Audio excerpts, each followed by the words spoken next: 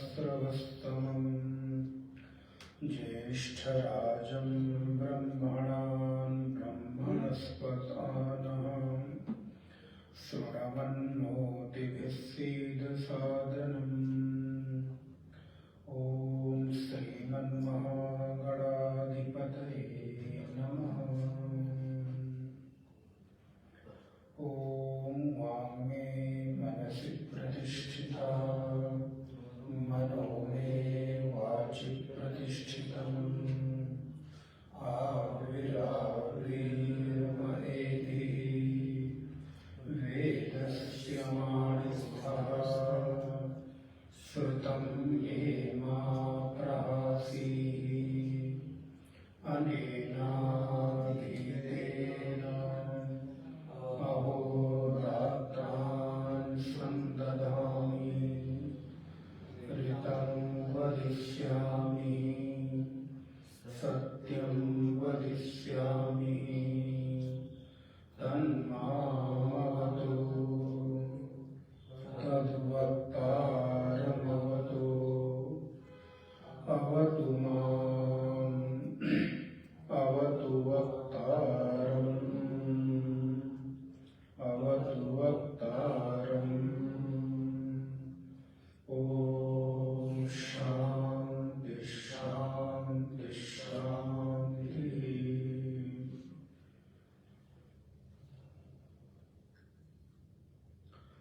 नारायणं नमस्कृत्य नरं चैव नरोत्तमं देवीं सरस्वतीं व्यासं ततो जयमुदीरयेत्। सदाशिवसमारम्भां शङ्कराचार्यमध्यमाम् अस्मदाचार्यपर्यन्तां वन्दे गुरुपरम्पराम्। या देवी सर्वभूतेषु स्मृतिरूपेण संस्थिता नमस्तस्मै नमस्तस्यै नमस्तस्यै नमो नमः। वागर्थाविव सम्पृक्तौ वागर्थः प्रतिपत्तये जगदापितरौ वन्दे पार्वती परमेश्वरौ। शान्ताकारं भुजगशयनं पद्मनाभं सुरेशं विश्वाधारं गगनसदृशं मेघवर्णं शुभांगं लक्ष्मीकान्तं कमलनयनं योगिभिर्ध्यानगम्यं वन्दे विष्णुं भवभयहरं सर्वलोकैकनाथम्। नारायण। श्लोक नंबर 29 से पाठ करेंगे 29 नंबर से। नाम 141। भ्राजशुम्भोजनं भोक्ता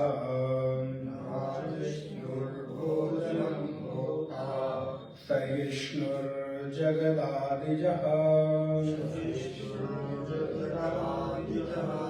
अनघो विजयो जेता विश्वयोनिः पुनर्वसुः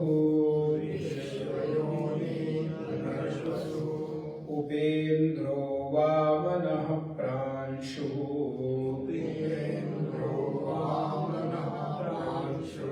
अमोघः शुचिरुर्जितः अतीन्द्रः संग्रहः सर्वो धृतात्मा नियमो यमः वेद्यो वैद्यः सदा योगी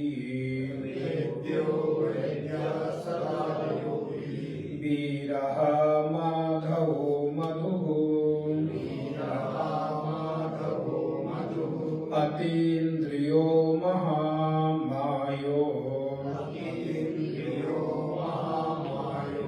महोत्साहो महाबलः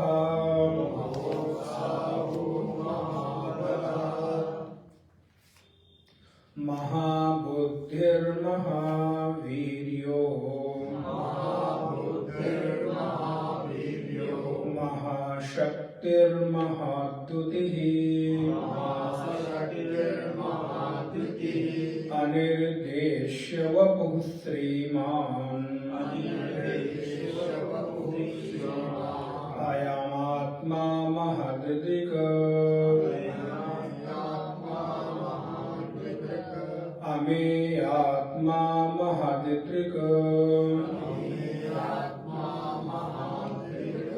महेश्वासो महीभर्ता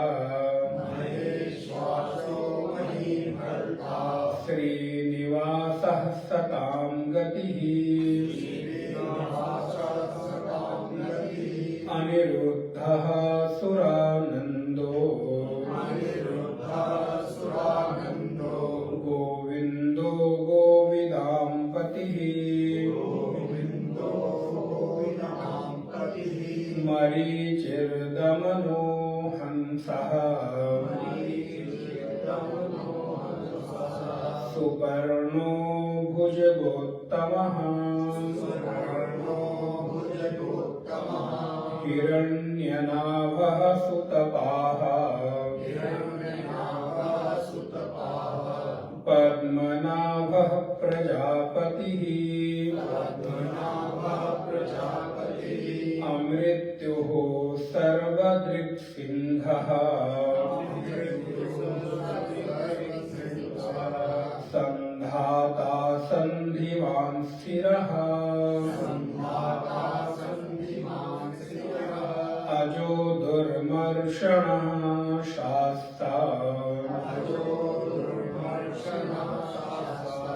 विश्रुतात्मा सुरारिहः विश्रुतात्मा सुरारिहः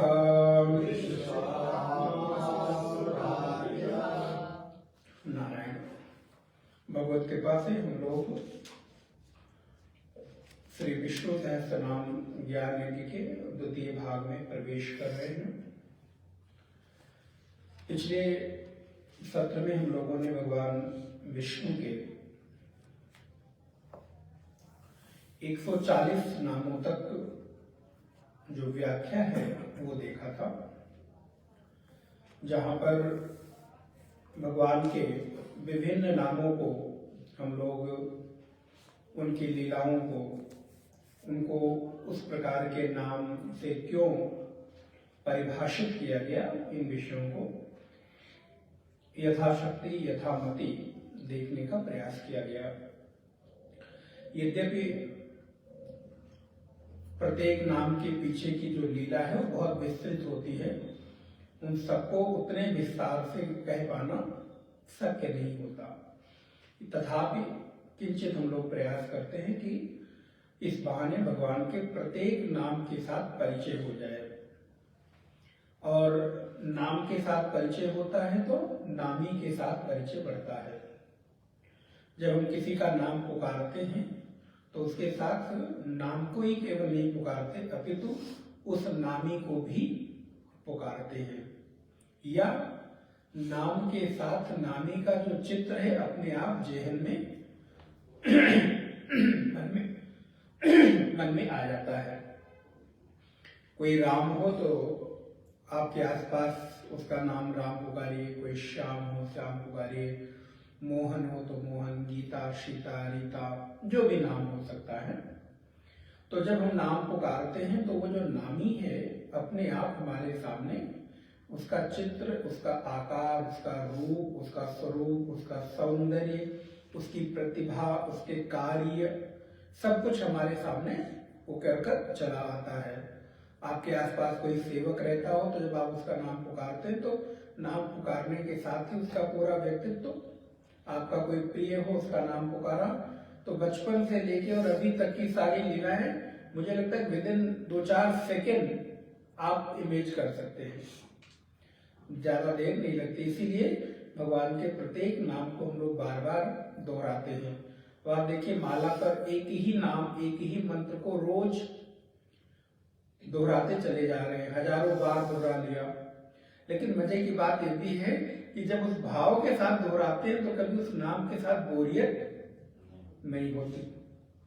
ऐसे उसी नाम को किसी सांसारिक व्यक्ति के साथ जोड़कर अगर देखा जाए तो बोर होने लगता है। लेकिन जब उसी नाम को हम अपने आराध्य के साथ, भगवान के साथ जोड़ देते हैं तो वो नाम हमें कभी बोर नहीं करता, बल्कि और आनंद देता है, प्रसन्नता देता है, और कहीं ना कहीं हमारे भीतर एक उत्साह पैदा करता है। और हमें लगता है और अधिक 5 माला कर रहे हैं तो अब प्रयास करके 7 माला कर ली जाए। एक ही नाम को बार बार एक माला पे 108 या अथवा 109 बार हम जप कर रहे हैं तो बार बार उसको हम दोहराते रहते हैं। अब अभी तक हम लोगों ने भगवान के 140 नामों को देखा, जहां अंतिम भगवान का 140वां जो नाम था वो चतुर्भुज नाम से भगवान को हम लोगों ने देखा, जिन्होंने अपने हाथ में शंख, चक्र, गदा, पद्म इत्यादि धारण कर रखे हैं। भगवान नारायण का स्वरूप है। अब आगे कहते हैं 16वें नंबर के श्लोक में और 141वें नाम में भगवान का 141वां जो नाम है वो है भ्राजशुं। भ्राजशुं भोजनम भोक्ताः सहिष्णुः जगदादिजः। ये एक ही नाम है, जगदादिजः एक ही नाम है। अनघो विजयो जेता विश्व योनि पुनर्वसुः। भ्राजशुं, भ्राजशुं का तात्पर्य है जो सर्व प्रकाशक है। भगवत्पाद भाष्य में लिखते हैं प्रकाशकैः सत्वात् भ्राजशुं, अर्थात जिसका प्रकाश एक रस है। प्रकाशकैः रसत्वात्, अर्थात जिसके प्रकाश में एक रसता है, कहीं कम और कहीं ज्यादा नहीं है। हम जो प्रकाश जलाते हैं तो अगर कहीं कम वोल्टेज का बल्ब लगाया हो तो कम रोशनी होती है, कहीं अधिक वोल्टेज का लगा दें तो अधिक रोशनी होने लगती है। लेकिन भगवान का प्रकाश देखिए, सूर्य का कोई प्रकाश ऐसा तो नहीं किसी को कम अथवा किसी को ज्यादा प्रकाशित कर रहा है। हाँ, आप जैसा पात्र रखोगे उसका प्रभाव अलग हो सकता है, लेकिन उनकी रोशनी, उनकी किरणें, उनकी जो रश्मियां हैं वो सबको एक साथ प्रकाशित करती, एक जैसा प्रकाश देती हैं। लेकिन उनके सामने गंदा जल रख दो तो लगेगा कम प्रकाश है, उनके सामने स्वच्छ निर्मल जल रख दो तो लगेगा अधिक प्रकाश है। लेकिन भगवान का जो सूर्य नारायण का प्रकाश है सबके लिए एक रस है, उसमें कोई विषमता नहीं है। अथवा चंद्रदेव की किरणें देखें, सबके लिए एक समान शीतलता बिखेर रही हैं। अगर आपके पात्र में निर्मलता, पवित्रता है तो आपको उसकी अधिक अनुभूति होगी, और अगर आपके हृदय में मलिनता है, कटुता है, वैमनस्य है तो आपको उस रोशनी का कोई प्रभाव ही नहीं दिखाई देगा। इसलिए भगवान का क्या स्वरूप है, बोले एक रस उनका प्रकाश है, इसलिए उनका एक नाम है भ्राजशुं, जिसे कोई अन्य प्रकाशित नहीं कर सकता। ये श्लोक आप हर रोज पढ़ते हैं। उनके प्रकाश से सब प्रकाशित होते हैं, लेकिन उनको कोई प्रकाशित नहीं कर सकता। न तत्र सूर्यो भाति न चंद्र तारकम नेमा विद्युतो भांति कुतोयमग्निः तमेव भान्तमनुभाति सर्वम तस्य भाषा सर्वमिदं विभाति। उनकी भाषा से, उनके प्रकाश से, उनके होने से सब प्रकाशित हो रहे हैं, उनसे सब प्रकाशित हो रहे हैं, वो किसी से प्रकाशित नहीं होते हैं। भगवान का अगला नाम है भोजनम। बोले महाराज इसका तो बड़ा सुंदर भोजन नाम है भगवान का। जल्दी से अब कई बार भूख ना भी हो लेकिन भोजन का नाम ले लो तो भूख लग जाए। बोले महाराज भगवान का एक नाम भोजन है, तो ये अच्छी बात है। भोजन को ही अब कहते ना, कई बार आप देखें तुम भोजन भट्ट हो गए हो क्या? सुने होंगे। तो बोले महाराज अभी भोजन वाला नाम ज्यादा अच्छा लग रहा है, इसी को पकड़ लिया जाए। सुबह दोपहर शाम जब मौका मिले तो भोजन को भी भगवान ही है, तो यही समझ के फिर महाराज सुबह दोपहर शाम उठते बैठते जब मर्जी आए तो भोजन करते रहे। बोले नहीं नहीं, भोजन तो उनका एक नाम है ही है, लेकिन जो कुछ भोजन अर्थात आहार अर्थात जो हम ग्रहण करते हैं, तो अब आप खाली भोजन ही थोड़ा ग्रहण करते हैं, आप तो प्रत्येक इंद्रियों से ग्रहण कर रहे हैं। आप अभी कानों से नहीं ग्रहण कर रहे हैं, ये भी तो भोजन है। क्या कहते हैं, कई बार हमको पेट की खुराक न मिले तो चल जाएगा, लेकिन मन की खुराक चाहिए। शरीर से किसी का साथ ना हो तो भी कोई बात नहीं चलेगा, लेकिन मन से किसी का साथ जरूर चाहिए। मानसिक अवलंबन किसी का बना रहे तो जीवन में एक संबल मिलता है, एक बल मिलता है। शारीरिक साथ कई बार नहीं। अब देखो भगवान तो हमारे साथ शरीर से नहीं है, शरीर से भगवान हमारे साथ नहीं है, लेकिन मानसिक रूप से तो हमारे साथ हमेशा है। और उनके इस होने से क्या हुआ, तो बोले हमको एक संबल मिलता है, एक बल मिलता है। और जब बल मिलता है तो हमको एक मानसिक सपोर्ट, मानसिक अवलंबन, हमारे साथ कोई न कोई है। तो एक मानसिक जो बल है, मानसिक जो संबल है, वो टूटे हुए व्यक्ति को भी खड़ा कर देने की क्षमता रखता है। कई बार क्या कहते हैं, आप मन से न टूटो, बाकी तो चीजें अपने आप खड़ी हो जाएगी। मन के जीते जीत है और मन के हारे हार। मन से अगर हम टूट गए, मन से हार मान लिया, तो हमारे आसपास कितनी भी शोभन परिस्थितियां क्यों ना हो, लेकिन हम जीत नहीं सकते। लेकिन अगर मन में जीतने की चाह बनी हुई है तो विषम से विषम परिस्थिति में भी हम उठकर खड़े होने की क्षमता रखते हैं। इसलिए कई बार आप अब इस पर भी बहुत रिसर्च हो चुकी है, हो भी रही है, कि हमारी बहुत सारे रोगों का जो हेतु है मन है। अगर आप अपने आप को बीमार मान लो, आप अपने आप को ये मानते रहो कि मैं अवसाद में हूँ, बीमार हूँ, कमजोर हूँ, तो आप देखेंगे थोड़े दिनों के बाद सच में आप अपने आप को कमजोर अनुभव करने लगेंगे। लेकिन यदि आप मानसिक रूप से अपने आप को मजबूत मानते हैं, रोज सुबह शाम उठते बैठते, सुबह उठे तो आप अपने आप को भगवान का सबसे उत्तम उपहार माने कि ये शरीर मेरा सबसे उत्तम उपहार है भगवान के द्वारा दिया हुआ, और मैं स्वस्थ हूँ।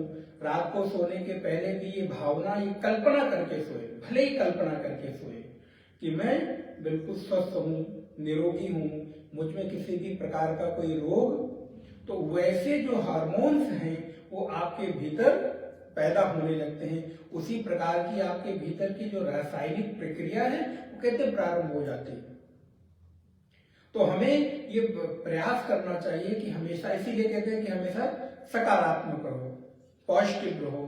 तो क्यों? क्योंकि उससे हमारी जो मानसिक अवलंबन है वो मजबूत बना रहेगा। तो यहाँ भगवान का एक नाम भोजन, भोजन अर्थात ग्रहण की जाने वाली सामग्री। भगवान क्या है? बोले आहार है, भोज्य पदार्थ है। और महाराज इसका हम लोग अपने वेदांत शास्त्र में, वेदांत दर्शन में खाली भोजन को ग्रहण मुख से ग्रहण करने वाली चीज तक ही सीमित नहीं करते। अभी आप कान से ग्रहण कर रहे हैं तो ये भी कान का भोजन है। आंखों से आप रूप देखते हैं, अच्छा भोजन अर्थात जिससे आपको तृप्ति मिले। तो आंखों से भी जब आप अपने मन पसंद दृश्य देखते हैं, सुंदर सौंदर्य देखते हैं, तो तृप्ति होती है कि नहीं? थोड़ी देर के लिए आपको लगता है कि अच्छा लग रहा है, तो इसका मतलब कि आंखों ने अपना भोजन ग्रहण कर लिया। कानों से अगर अपना संगीत सुने, जिसको जो संगीत पसंद है, तो आपको लगता है तृप्ति मिल रही है। स्पर्श करने से आप अपने मन की इच्छाओं के अनुरूप जो आपको पसंद है उसको स्पर्श करिए, प्रत्येक इंद्रिय के साथ। घ्राण करने के लिए आप सुंदर सुगंध ग्रहण करिए तो आपको तृप्ति की और सुखद अनुभूति होती, लगता है कि हमारी प्यास बुझ रही है, हमको तृप्ति मिल रही है, तो जो ग्रहण किया जाए वो भोजन है। तो हम संपूर्ण ज्ञानेंद्रियों के द्वारा जो जो विषय ग्रहण करते हैं, जो जो अनुभव करते हैं, वो सब उपयोग की जाने वाली वस्तु भोजन ही है।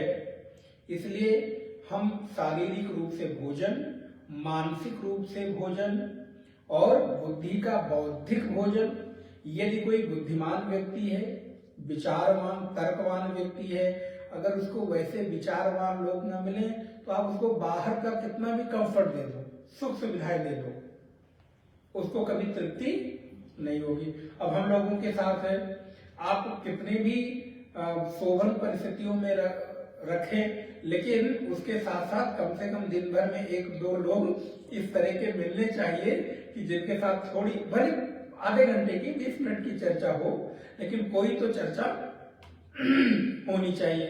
अब और कैसी चर्चा? बोले ऐसी वैसी चर्चा नहीं, थोड़ी गंभीर चर्चा करने का कोई साधक मिल जाए, जिज्ञासु मिल जाए तो मन आनंदित हो जाता है। भोजन विलंब हो जाए तो चलेगा, लेकिन बौद्धिक क्षमता, बौद्धिक खुराक, बौद्धिक भोजन बोले वो मिलते रहना चाहिए। उससे क्या होता है? बोले उससे हम तृप्त होते हैं। जैसे किसी भूखे व्यक्ति को भोजन मिलने से तृप्त हो जाता है, वैसे किसी विचारवान व्यक्ति को विचारों को सुनने से, पढ़ने से, कोई चर्चा करने वाला न मिले तो 2-4 पन्ने कम से कम पढ़ लिए जाए, तो कुछ तो चाहिए, सुन लिया जाए, तो उससे क्या होगा कि बुद्धि को अपनी खुराक मिल गई, बुद्धि तृप्त हो गई, मन तृप्त हो गया। तो हम जितनी भी चीजों को ग्रहण करते हैं, अब इसमें और थोड़ा सा सूक्ष्मता पे विचार करें। अब अभी आप जो उपनिषद पढ़ रहे हैं उसमें आने वाला है, जितने भी रसों को आप ग्रहण करते हैं वो सब भोजन है। अब देखिए आप किन किन रसों को ग्रहण करते हैं। हर रस भोजन है। और अंतिम रस क्या है? बोले अंतिम रस तो ब्रह्म रस ही है। बोले महाराज क्या वो बनाते हैं, वो शेक कौन सा, बनाना शेक, एप्पल शेक और क्या क्या शेक बनाते हैं, और क्या मैंगो शेक, बादाम का भी बनाते हैं, मिल्क शेक, कितने सारे शेक बनाते हैं। बोले महाराज कभी ब्रह्म शेक भी बनाया जाए, ये अच्छा नाम आया, एक कोई ब्रह्म शेक भी महाराज मेनू में ऐड किया जाए।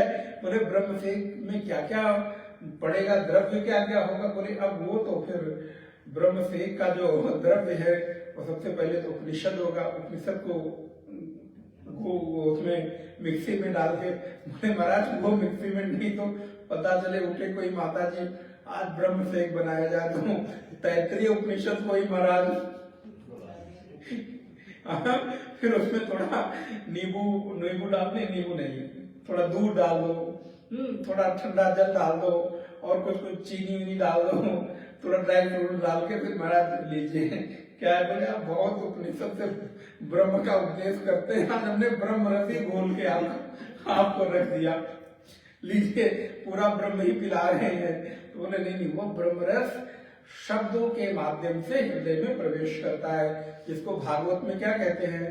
सद्यो हृदयवरुध्यते पृथ्वी शुश्रूषि विस्तक्षणात्। बोले सद्य हृदय अवरुध्यते, हमारे हृदय में वो जब ब्रह्म रस जाता है, वो कृष्ण रस जाता है, तो वो मुख से नहीं जाता है। कृष्ण रस मुख से नहीं पिया जाता, ये रस कान से पिया जाता है। देखिए अब कोई देखे तो कहे महाराज ये कौन सा रस पिलाने वाला वैज्ञानिक तरीका खोजा है, यहाँ पीने का काम तो खाली और खाली मुंह से होता है। बोले नहीं, यहाँ कान से पिलाया जाता है। और वो कौन सा रस है? बोले ब्रह्म रस, कृष्ण रस। और वो क्या जाता है तो क्या होता है? बोले सत्यो हृदय अवरुध्यते, मुख से पिया गया रस 2 घंटे बाद आपको भूख लगा देगा, पीने के बाद आपको लगेगा फिर खाने को भी कुछ मिले। लेकिन यहाँ पर जो ब्रह्म रस पीते हैं तो बोले वो ब्रह्म रस हृदय में जब जाता है, कृष्ण रस जाता है, तो सदा के लिए वहीं पर अवरुद्ध हो जाता है। और वो आपकी तृप्ति को थोड़ा थोड़ा कम करता है, आपकी प्यास को धीरे धीरे कम करता है। जैसे जैसे पीते जाते हैं वैसे वैसे कृष्ण रस हृदय में अवरुद्ध होता चला जाता है। सद्यो हृदयवरुध्यते पृथ्वी शुश्रूषभिस्तक्षणा। तो बोले वो भोजन है। अच्छा, भोजन है तो भोक्ता तो होना ही पड़ेगा। फिर अगला नाम क्या है? बोले भोजनम भोक्ता। तो ब्रह्म कैसा है, विष्णु कैसा है? बोले भोक्ता है। समग्र चीजों के विषयों का भोक्ता एकमात्र अगर कोई है तो वही है भोक्ता, अर्थात अनुभव करता। ध्यान रखें, भोक्ता का तात्पर्य क्या है? अनुभव करता। जो जो अनुभव करता है वो भोक्ता है। इसलिए वेदांत क्या कहता है? अगर कोई व्यक्ति कर्ता होगा तो उसको भोक्ता होना ही पड़ेगा। कर्ता होके अगर आप चाहे भोक्ता ना हो तो नहीं हो सकते। गीता की भाषा में बोले कर्म करेंगे तो फल तो फिर अनिवार्य रूप से भोगना यही है। ये कर्म और कर्म फल क्या है? कर्ता और भोक्ता का ही अलग नाम है। कर्म अर्थात कर्ता, मतलब कर्म करने वाला जो हुआ कर्ता हुआ, और जब हम कर्म करेंगे तो उसका कोई ना कोई फल मिलेगा। तो फल मिलेगा किसको? किसी न किसी भोक्ता को मिलेगा। तो अगर कर्म होगा तो कर्म करने वाला होगा, तो जब कर्म हुआ तो फल हुआ, और जब फल हुआ तो उस फल को कोई न कोई भोगने वाला होगा, तो भोक्ता होगा। तो अगर हमें भोक्तृत्व से, क्या कहते हैं, भोक्तृत्व से हमको अपने आप को बचाना है, तो भोक्तृत्व से बचाने के लिए पहले अपने आप को कर्तृत्व से बचाना होगा। हम पहले भोक्तापने से नहीं बच सकते, सबसे पहले हमें कर्तापने से बचना होगा। तो भोक्तापन तो अपने आप समाप्त हो जाएगा। अगर हम कर्ता नहीं रहे तो भोक्ता होने का प्रश्न ही नहीं है। किंतु यदि हम कर्ता हैं तो आपको न चाहते हुए भी भोक्ता बनना ही पड़ेगा, अर्थात अनुभव करता बनना ही पड़ेगा। इसलिए भोक्ता अर्थात अनुभव करता। अच्छा, न केवल जगत ही अनिवार्य रूप से आपके अनुभव में आता है, बल्कि यहाँ पर सब कुछ जो आप देख रहे हैं वो सब आपको भोक्ता के रूप में अर्थात अनुभवकर्ता के रूप में ही अनुभव में आता है। कोई भी चीज आप देखते हैं, सुनते हैं, तो वो किस रूप में? अनुभव के रूप में ही तो। कोई भी विषय आपके सामने किस रूप में आता है? अरे भोजन आपके सामने आया तो भोजन आपने स्थूल रूप में ग्रहण किया, लेकिन उसके स्वाद की अनुभूति किस रूप में हुई? अनुभव के रूप में। कोई भी विषय बिना अनुभव के नहीं हो सकता। अर्थात जो कुछ भी हम अनुभव कर, जो कुछ भी हम देखते हैं उस सबका मुझे अनुभव होगा ही होगा। बिना अनुभव के कोई विषय हमको ग्रहण नहीं हो सकता। चाहे वो आंख का विषय रूप हो, कर्ण का विषय शब्द हो, नेत्र का विषय घ्राण हो, जिह्वा का विषय, मुख का विषय स्वाद हो, अथवा हाथ का विषय स्पर्श हो, या हमारी अन्य इंद्रियों का जो भी विषय है, वो सारे के सारे विषय हम देखें तो हमको अनुभव के रूप में ही प्राप्त होते हैं। स्थूलता तो उनका एक माध्यम बनती है, शब्द एक माध्यम बन रहे हैं। लेकिन अभी आप शब्द सुन के क्या कर रहे हैं? अनुभव कर रहे हैं। नेत्र से आप रूप देख रहे हैं तो रूप माध्यम बना, लेकिन रूप का अनुभव आपको किस रूप में हुआ? अब वो अनुभवकर्ता के रूप में ही हुआ। इसलिए भगवान का जब एक नाम भोक्ता है तो वो प्रत्येक रूप को अनुभव के रूप में। अच्छा, ये अनुभव का स्थान क्या है? अब एक एक विषय पर सूक्ष्मता के साथ विचार करें। पहले मैंने क्या कहा आपको? कर्ता होंगे तो भोक्ता, अथवा भोक्ता है तो कर्ता होना ही पड़ेगा। अगर कोई व्यक्ति कोई चीज अनुभव कर रहा है इसका मतलब वो पहले कर्ता है। बिना कर्ता के भोक्ता नहीं हो सकता। ठीक है, अब कर्ता के बाद भोक्ता हुआ, भोक्ता का जो उसे अनुभव है विषयों के अनुभव के रूप में प्राप्त हो रहा है, लेकिन अनुभव हो कहां रहा है? शब्द आप सुन रहे हैं कान से, तो कान का अनुभव कान को हो रहा है क्या? शब्दों का अनुभव कान को हो रहा है क्या? ये शब्दों का अनुभव आपको अंतःकरण में हो रहा है। इसलिए अंतःकरण के बिना आप किसी विषय का अनुभव नहीं कर सकते। स्थूल विषय हो, सूक्ष्म हो, कोई भी विषय हो। अच्छा, ये अंतःकरण आपका कब कब है, कौन कौन सी अवस्था में है? बोले कोई ऐसी अवस्था नहीं है जहां पर आपका अंतःकरण जागृत में भी है, स्वप्नावस्था में भी है, और मैं सो गया तो भी अंतःकरण काम कर रहा है। ध्यान रखिए, अगर अंतःकरण काम ना करता तो हम अपने गहरी नींद को जानते नहीं। उठने के बाद भले कैसे सोए ये नहीं जाना, लेकिन ये जरूर जाना कि हम सोए। क्यों? क्योंकि वो मेरी थकान को उतार। ध्यान रहे, आप गहरी निद्रा में सोए, इसका अनुभव आपको कैसे हुआ? क्योंकि उसका प्रभाव आपके शरीर पर दिख रहा है। आप सोए से थके हुए और उठे तो आपको विश्राम मिल गया, आप रिलैक्स होके उठे। अब आपको ये लग रहा है कि थोड़ी ऊर्जा मेरे अंदर आ गई है। इस से आपने, ध्यान रखिए, अनुमान किया कि आप सोए, अनुभव नहीं किया कि आप सोए। इसलिए सुसुप्ति का अनुमान होता है, सुसुप्ति का अनुभव। क्योंकि यदि सुसुप्ति का अनुभव रहा तो सुसुप्ति रहेगी ही नहीं। ये थोड़ा सूक्ष्म विषय आप समझ सकते हैं। क्योंकि जब तक आपको अनुभव होता है तब तक आप सुसुप्ति में नहीं जाते, तब तक आप स्वप्न में ही रहते हैं। इसलिए सोकर उठने के बाद आप सुसुप्ति का अनुमान करते हैं, ना कि सुसुप्ति का अनुभव करते हैं। तो इसलिए हमारे पूरे शरीर के हर विषय का अनुभव हमारे अंतःकरण में होता है, चाहे वो जागृत पुरुष हो, स्वप्न पुरुष हो, अथवा सुसुप्ति पुरुष हो। तो इसलिए भगवान का एक नाम भोक्ता है, समस्त विषयों का भोग अनुभव करता है। एक नाम है सहिष्णु। सहिष्णु, अब ये शब्द मैं व्याख्या करूं उसके पहले आजकल बहुत प्रचलित हो रहा है। इसका राजनीति को के साथ बड़ा जोर से जोड़ा गया कि अब हमारा देश कैसा होता चला जा रहा है, असहिष्णु होता चला जा रहा है। अरे भैया, जब हमारे देश का कारण ही सहिष्णु है तो उसका कार्य असहिष्णु कैसे हो सकता है? हाँ, इस जगत का कारण कौन है? परमात्मा है, और उनका एक नाम क्या है? सहिष्णु। सहिष्णु अर्थात सब कुछ सहन करने वाले,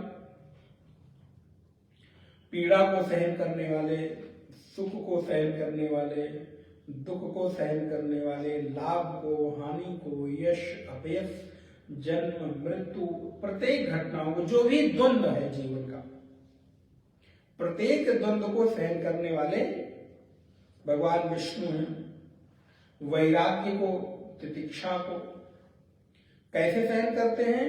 ध्यान रखें, ये जो दो शब्द हमने प्रयोग किया, सहन करने में यदि आपके पास वैराग्य और तितिक्षा नहीं है तो आप सहन नहीं कर सकते। दोबारा रिपीट कर रहा हूं, अगर आपको अपने आसपास की घटनाओं को, परिस्थितियों को सहन करने की आदत डालनी है या सहन करना चाहते हैं, हम नहीं कह रहे वो आपके पास ऑप्शन है, आप चाहें तो कह रहे ना चाहे, लेकिन आपके पास और कोई विकल्प, अगर शांति चाहते हैं तो, सुखद जीवन चाहते हैं तो थोड़ा सहन करना तो बनता है, करना भी चाहिए।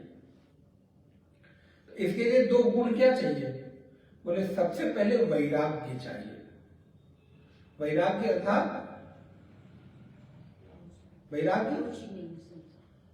अर्थात नहीं, ऐसे नहीं, शोभन से शोभन परिस्थिति को भी छोड़ देने की सामर्थ्य विशेष, इसको वैराग्य कहते हैं। कि आपके पास कोई भी कितनी भी सुंदरतम शोभनतम परिस्थिति क्यों ना हो, जरूरत पड़ने पर आप उसको भी छोड़ देने की क्षमता रखते हो, सामर्थ्य रखते हो, और इसके लिए दम चाहिए, क्षमता चाहिए। ऐसे नहीं 5 किलो आलू छोड़ देना तो महाराज बस की बात होती है। मैं तो बड़ा छोटा सा उदाहरण दे रहा हूं। और एक शोभन से शोभनतम परिस्थिति, ये मैंने क्यों दिया, क्योंकि आसपास की घटनाएं कभी कभी घटित होती है ना, तो वही उदाहरण स्मरण में आ जाता है कि व्यक्ति स्थूल से स्थूल चीज जिसकी कोई महत्ता नहीं होती है, कई बार उसके लिए अपने पूरे के पूरे व्यक्तित्व को दांव पर लगा देता है। विचार करिएगा, ऐसे लोग जिनके लिए 10-50 रुपए का कोई महत्व नहीं होता, किंतु न छोड़ पाने की क्षमता न होने के कारण पता चला 150 रुपए की चीजों के कारण पूरा का पूरा व्यक्तित्व मानो वो अपने दांव पर लगा देते हैं। और हम बात क्या कर रहे हैं? सहन करने की। क्या सहन करने की? पूरे द्वंद्व सहन करने की। यहां आसपास की एक बात तो सहन हो नहीं पा रही है, एक परिस्थिति का दबाव तो हम सहन नहीं कर पा रहे हैं, और चर्चा हो रही है कि हम संपूर्ण द्वंद्वों का सहन कर लेंगे। अब ये कहने की बात अलग है। अब वो एक कथा याद आ रही है, पता नहीं आप लोगों ने कभी सुना होगा, चौकी की बात चौके में नहीं होनी चाहिए। नेताजी को लगता है याद आ गई वो कथा। हाँ देखिए, किरण जी भी तुरंत देखिए, हाँ बिल्कुल ठीक कह रहे हैं। तो क्या वो बोले महाराज, एक कोई व्यक्ति थे, मैं ये क्यों कहूं कि कोई वक्ता थे, एक व्यक्ति कह लेता हूं। तो बोले महाराज, कार्तिक के महीने में बैगन की, अब मैं पूरा महीना नहीं दे रहा हूं ना, नहीं तो बैगन का फिर भरता कैसे खाया जाएगा। अगर पूरे 1 महीने तो ना खाओ तो चलेगा काम, लेकिन पूरे साल और पूरा जीवन तो कठिन हो जाता है। तो चलो 1 महीने की खाली हम बात कर लेते, इसलिए समय समय पर उदाहरण को ना थोड़ा थोड़ा अपने अनुकूल एडिट करते रहना चाहिए। तो बोले कि कार्तिक के महीने में 1 मास जो साधक है उसको बैगन की सब्जी, बैगन का भरता नहीं खाना चाहिए। अब महाराज उस दिन संयोग से पंडितानी भी उस दिन कथा में बैठी हुई थी। नारायण, अब ये कोई यजमान जो है बैगन बड़ा सुंदर अपने खेत से तोड़ के, पहले गांव में परंपरा थी, सुंदर कोई फसल कटती थी या सुंदर सब्जी है कुछ भी है तो अपने पुरोहित के घर लोग पहुंचा देते थे कि पहली फसल आई है, या घर से तोड़ते हुए निकले तो रास्ते में पंडित जी के यहाँ पहुंचाते हुए थोड़ा बहुत देते हुए चले गए। तो कोई यजमान बड़े सुंदर सुंदर प्यारे प्यारे कोमल कोमल बैगन, अब बैगन की इतनी भी व्याख्या न कर दी जाए तो अगले दिन कल पता चले सभी के घरों में कल दोपहर को चेक किया जाए महाराज, सभी के घर में, ऑनलाइन सुनने वालों में और यहाँ पे बैठ के सुनने वालों के घरों में। तो क्या बन रहा है? बोले महाराज बैगन का भरता बन रहा है। खैर नहीं, मुझे भी बहुत पसंद है। तो खैर, तो नारायण बोले कि कार्तिक के महीने में 1 मास बैगन का भरता नहीं खाना चाहिए। तो पंडितानी भी कथा सुन रहे थे और कोई यजमान सुंदर बैगन दे गया था कि पंडितानी ये हमारी खेत में हुआ है, इसको सुंदर रात को पंडित जी को लगा के बना के भोजन अच्छे से कराना। पंडित जी ने देख लिया था कि बैगन तो आया है और रात को इसी की सब्जी बड़ी बढ़िया बनने वाली है। अब कथा सुना के उतरे, रात को भोजन करने बैठे तो महाराज लौकी की सब्जी परोस दी गई। सामने आते ही तो ये क्या बनाया है, थोड़ा नहीं आता। वो यजमान बैगन दे गया तो अरे बोले पंडित जी अभी तो आप ही कथा में कह रहे थे कि कार्तिक का महीना चल रहा है, बैगन की सब्जी नहीं खानी चाहिए। इसलिए कटी कटाई सब्जी हमने छौंका नहीं, हम तो कथा में जाने पहले काट वाट के सब तैयारी करके गए थे, लेकिन आते ही दोबारा से हमने उसको हटा के दूसरी सब्जी तैयार की। बोले अरे तुमको समझ नहीं आता, चौकी की बात चौके में नहीं लाना चाहिए, वो चौकी की बात थी, चौकी अर्थात व्यास चौकी, व्यास मंच की बात थी। अब उस को तुम चौके में लेकर आ रहे हो, तो तात्पर्य बहुपदेश कुशल बहु तेरे, जे आचरिते नर न घनेरे। नारायण। तो इसको मैं आपको कह रहा था सहिष्णु हूं, कि अगर हमें सहन करने की क्षमता चाहिए तो उसके लिए सबसे पहला जो गुण आपको डेवलप करना है वो है वैराग्य। वैराग्य माने शोभन से शोभनतम परिस्थिति को छोड़ देने की सामर्थ्य विशेष। इसके लिए सामर्थ्य के साथ हमने विशेष विशेषण लगाया है, अर्थात आपके भीतर क्या छोड़ने की सामर्थ्य है कि नहीं है। और दूसरी चीज क्या है, बोले तितिक्षा, अर्थात सहन करने की शक्ति। तो यहां पर भगवत्पाद भाष्य में लिखते हैं,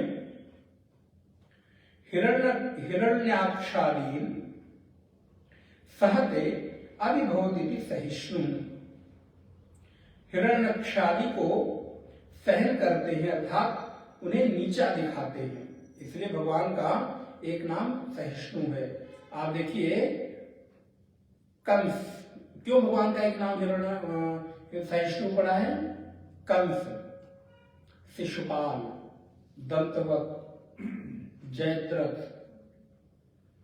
हिरण्याक्ष, हिरण्यकश्यप, कंस, रावण, कितने बड़े बड़े लोगों के भगवान ने विपरीत से विपरीत वाक्यों को, उनके आचरणों को सहन किया।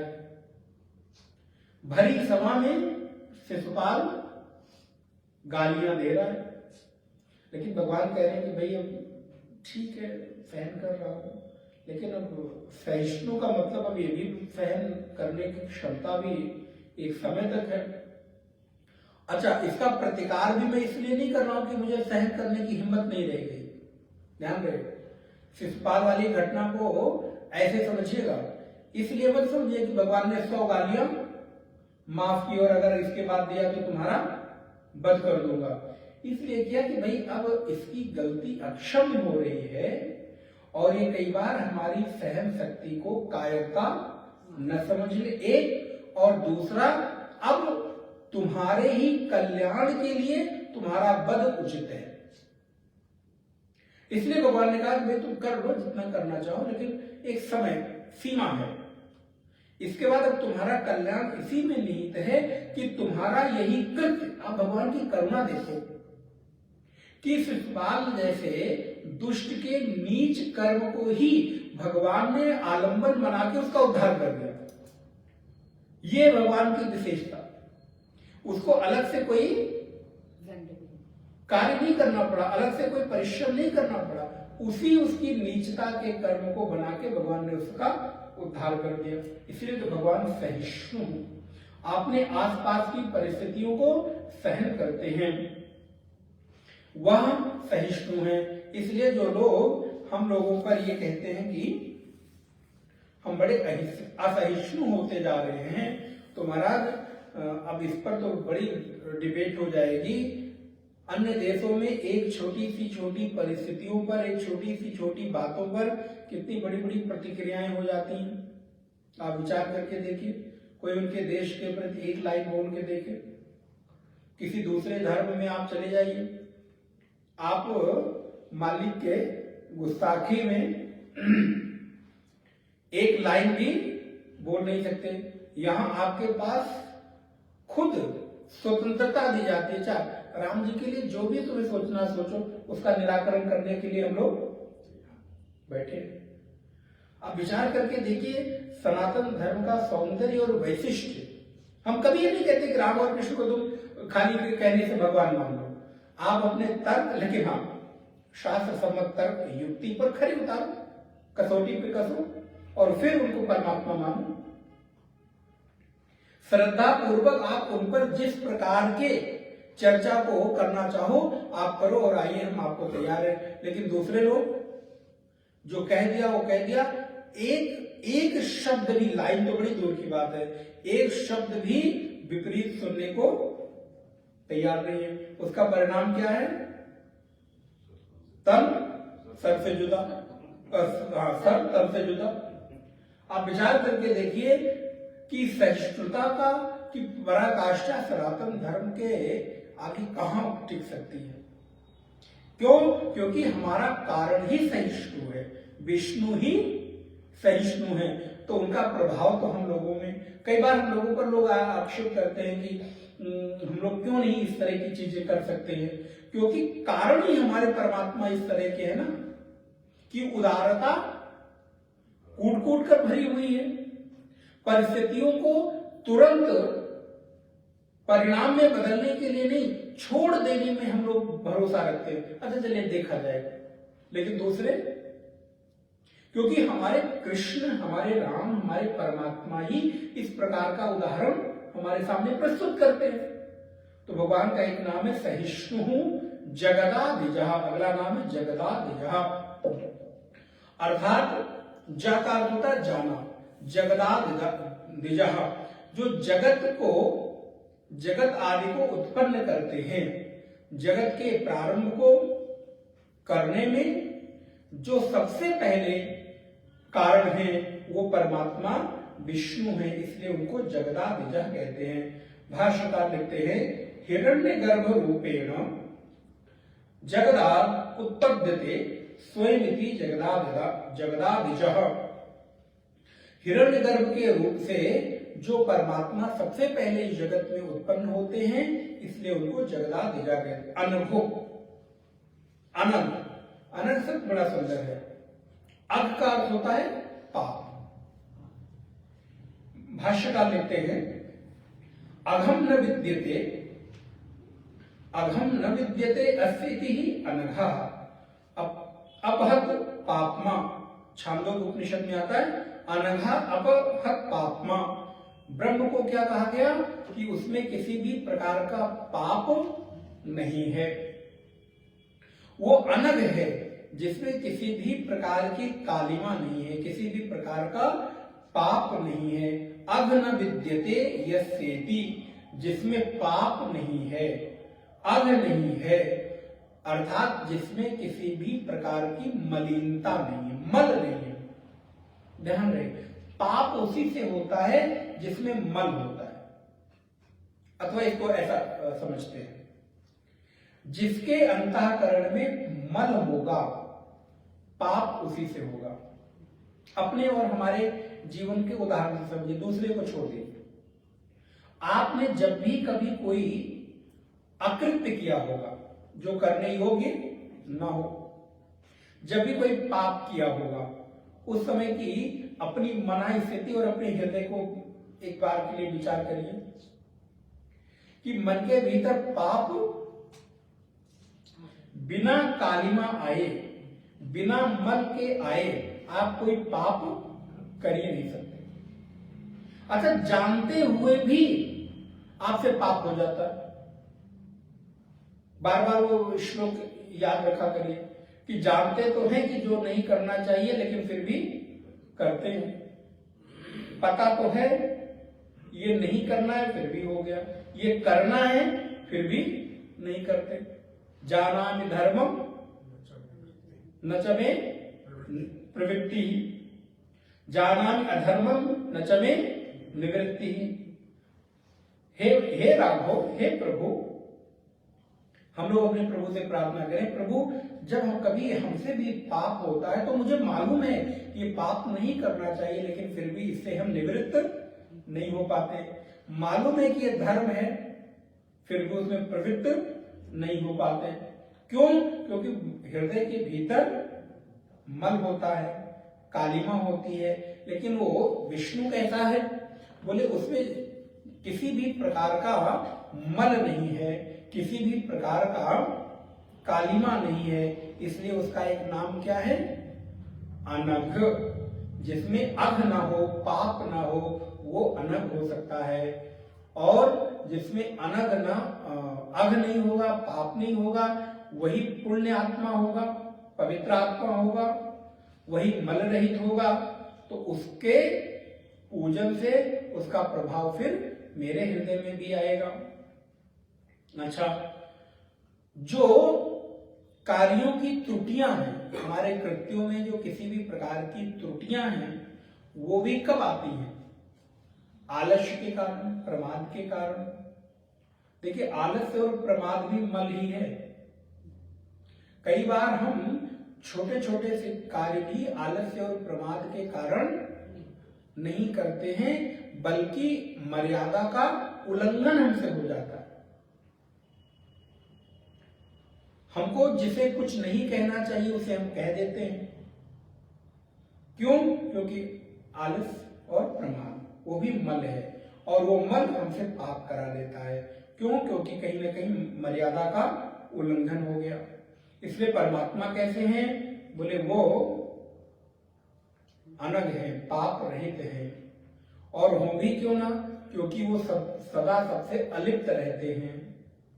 इसका सुंदर उदाहरण कमल है। जैसे कीचड़ में रहता हुआ भी कीचड़ से अलिप्त रहता है। पद्म पत्र इवाम भषः पत्रम इवाम भषः। कीचड़ में रहता हुआ भी वो कभी उस कीचड़ से लिप्त नहीं होता, अलिप्त रहता है। कितना अच्छा। देखिए, ऐसे समझा जाए कोई उदाहरण, जैसे कि आपको कोई चीज पसंद नहीं हो या कोई व्यक्ति पसंद ना हो, चलो खाने की बात क्यों की जाए, कोई व्यक्ति पसंद ना हो और वो इस सभा में आ जाए, आप देखिए, आपका मुझे लगता है पूरे घंटे की क्लास बिगड़ जाएगी। अगर कोई व्यक्ति आपको पसंद ना हो, पीछे आके बैठ जाए तब तो ठीक है, कोई बात नहीं। लेकिन कदाचित घूम के एक बार देख ले तो पूरी की पूरी सत्संग क्लास बेकार। अब मन महाराज कितनी अच्छी बात सुनाई जा रही है, उससे कोई मतलब ही नहीं है। वो बैठा तो सामने ही है, अब उठ के भी नहीं जा सकता। लेकिन अच्छा, अगर आपकी दृष्टि उधर नहीं गई, आपने नहीं देखा, तो आपके सभा में होते हुए भी आप उसे अलिप्त रहे कि नहीं रहे? कितना सुंदर उदाहरण है। हमारे आसपास ही है, लेकिन उससे मैं अलिप्त हो गया, उससे चिपका नहीं। अथवा भोजन के काउंटर लगे हुए हैं, आप जाते हैं, आजकल शादी ब्याहों का सीजन चल रहा है, आप लोगों के पास ऑप्शन भी रहता है, जाके जो पसंद हो ले लो, जो पसंद ना हो। हम लोग जाते तो अभी हम लोगों के पास कोई ऑप्शन नहीं। तो ऐसे ही कह रहे हैं महाराज, इतनी सारी चीजें होती है, तो हालांकि खाते नहीं है, लेकिन प्लेट में वो जो उनको पसंद होता है वो लाके थोड़ा सा रख दो। ये एक उदाहरण दिया है। तो काउंटर पे इतनी सारी चीजें लगी होती हैं, इतनी सारी चीजें लगी हैं, आप उनमें से प्लेट में क्या डालते हो? जो पसंद है। जो पसंद नहीं है उसे आप कैसे देखिए, कितने अलिता रहे, उधर ले जाना। अब नाम नहीं लेना चाहिए, मान लो कहीं दोनों लगा हुआ हो, वेज नॉन वेज दोनों लगे हुए हो, तो ना खाएं तो बात ही अलग है, लेकिन अगर किसी को खाना भी पड़े तो आप कितने अलिप्त नहीं है, उधर नहीं जाएंगे। तो सामने होते हुए भी आपके भीतर चूंकि पसंद नहीं है, तो आप उससे बिल्कुल अलिप्त हो गए। वैसे ही परमात्मा बोले कीचड़ में रहते हुए भी, संसार में रहते हुए भी उससे अलिप्त रहते हैं, इसलिए वो अनघ हैं, पाप रहित हैं। भगवान का एक नाम है विजय। क्या बात है। अब गीता का अंतिम श्लोक याद करिए, यत्र योगेश्वरः कृष्णो यत्र पार्थो धनुर्धरः तत्र श्रीर्विजयोर्भूतिः ध्रुवा नीतिर्मतिर्मम तत्र श्री विजयो भूति। विजया जहां धनुर्धारी, यत्र योगेश्वर कृष्ण, जहां योगेश्वर कृष्ण हो और जहां धनुर्धारी पार्थ हो, वहां पर श्री विजय विभूति ये सब तो अपने आप मिल जाएगा। इसलिए भगवान का एक नाम क्या है? विजय। अच्छा, जब विजय प्रतीक रूप कृष्ण अर्जुन के साथ में है तो अर्जुन भला हार सकता है क्या? ये तो मोह के कारण ही अर्जुन को लगता है कि मैं युद्ध नहीं करूंगा, पता नहीं क्या है क्या नहीं होगा। भगवान कहते हैं कि अरे भाई, मैंने इनको पहले से इनकी आयु क्षीण कर दी, पूरी कर दी। अब अभी आप जो अध्याय पढ़ रहे देखिएगा कैसा बीभत्स रूप का वर्णन है। भगवान के मुख में सब लोग प्रवेश कर रहे हैं, कुछ अब क्या कहा जाए, हड्डियां दांतों में फंसी हुई हैं, कुछ रक्त की बूंदें ऊपर पड़ी हुई हैं। ऐसा बीभत्स रूप क्यों? क्योंकि सब भगवान के अंदर प्रवेश कर रहे हैं। तो भगवान का ऐसा विराट स्वरूप देखकर अर्जुन को क्यों लग रहा है? क्योंकि उसको लगता है कि शायद हम जीतेंगे नहीं, मोह के कारण, अज्ञानता के कारण। लेकिन जहां धनुर्धारी अर्जुन हो और जहां योगेश्वर कृष्ण हो, वहां तो विजय होगी ही होगी। इसलिए भगवान का एक नाम विजय है। और जिसको आत्मज्ञान हो गया, दूसरे उस पर आए, जिसको आत्मज्ञान हो गया वो विजयी हो गया कि नहीं? आत्मज्ञान की तो बात बाद में देखी जाएगी। अभी जब हम थोड़े थोड़े से साधक कह पा रहे हैं, अपने आप को कह ले, कहने की स्थिति में अगर हूं, नहीं तो अभी तो शायद वो भी संज्ञा नहीं है। जब हम थोड़े थोड़े से साधना पथ पर आगे आते हैं, साधक होते हैं, तब हम कितनी सारी चीजों पर विजय प्राप्त कर लेते हैं। तो आप जस्ट सोच देखिए, जिस दिन आत्मज्ञान हो जाएगा उस दिन कौन सी ऐसी चीज है जो जीती ना जा सके। तभी तो उपनिषद कहता है कि कौन सी ऐसी चीज है जिसको जान लेने के बाद कुछ भी जानना, जिसको पा लेने के बाद कुछ भी पाना शेष नहीं रह जाता। क्यों? क्योंकि सब मिल गया, इस दृष्टि से नहीं कहा जा रहा है, बल्कि जिसको कुछ चाहिए ही नहीं तो उसके लिए तो सब कुछ मिला ही हुआ है ना भाई। अगर मुझे कोई चीज नहीं चाहिए तो हमारे लिए प्राप्त ही है ना हमेशा के लिए।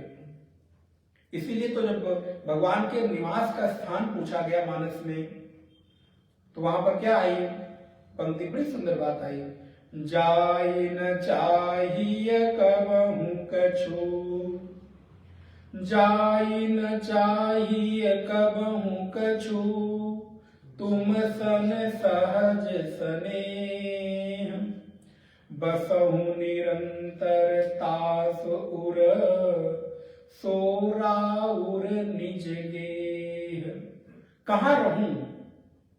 तो कहते हैं कि जाय न चाहिए कबहू कछु, जिसको कभी भी किसी भी समय कुछ भी नहीं चाहिए, हे राघव तुम वहां निवास करो। जाय न चाहिए कबहू कछु, तुम सन सहज स्नेह, और ऐसा स्नेह हो, सहज स्नेह हो। तो भगवान वो कहते हैं कि अगर ऐसा कोई अंतःकरण वाला व्यक्ति है जिसको जीवन में कभी कुछ भी नहीं चाहिए, सहजता है, तो बोले वो घर तो हमारा ही है।